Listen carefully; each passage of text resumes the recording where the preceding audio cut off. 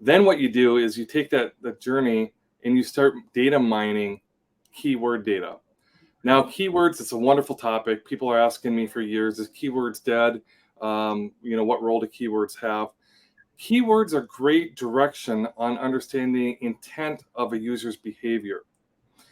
So once again, to say that, it is the intent of the user behavior that the keywords give you the insight for. It also allows you to kind of fish where the fish are. If you look at search volumes and demand, so when the SEO term is search volume, the marketing term is consumer demand. They mean the same thing. That if a particular term has got 3,000 in search volume, that means there's 3,000 consumers that are looking for that particular term each and every month. Now, obviously, if you're looking at a term that's only got 70 in volume, 70 people looking at per month, it's probably not worth the investment and the information to go after those unless it's such a high converting term that long tail derivative is giving you a high revenue type of volume.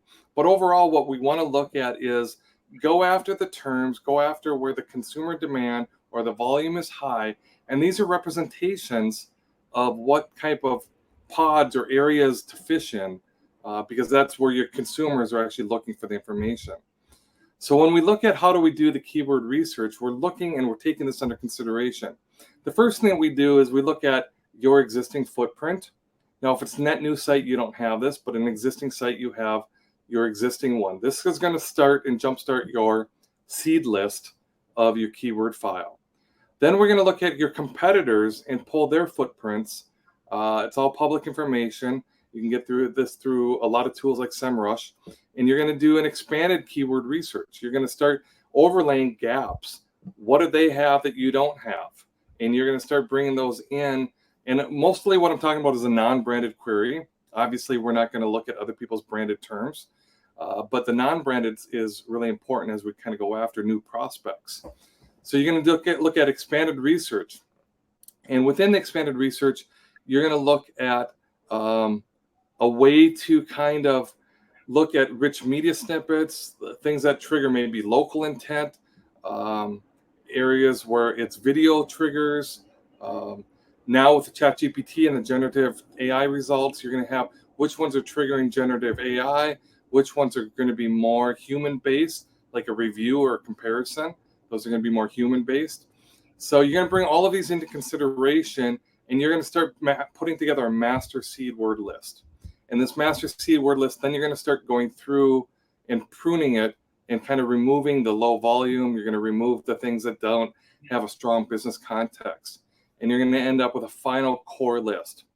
Now, when I think about keywords, I think about kind of an onion that we can unpeel. You have a core, and at the core, these are the terms that represent the basic fundamental needs of your product or service. And then the next layer is more like related terms. They're nice to have. They do provide guidance. They do prefer support the things that Eric had just mentioned. And then the last one is more similar. It's more of a reach from an expanded standpoint. The volumes, maybe they're going to be a lot longer tail, more specific. They usually belong in a content cluster, and they're not the primary ones we go after. They're more the secondary that we kind of get because we've achieved the results for the primary. So when we're all said and done, you're going to have a master list. And in Laurel Road's case, we identified in this new audience segment in the healthcare that they wanted to target here is a core list of about 2,200 keywords, which provided about a 3.5 million in search volume or consumer demand. So it's a really hyper-focused area that had strong keywords with a lot of rich volume that the consumers were looking for this information, and nobody was really providing a real good clear-cut answer for it.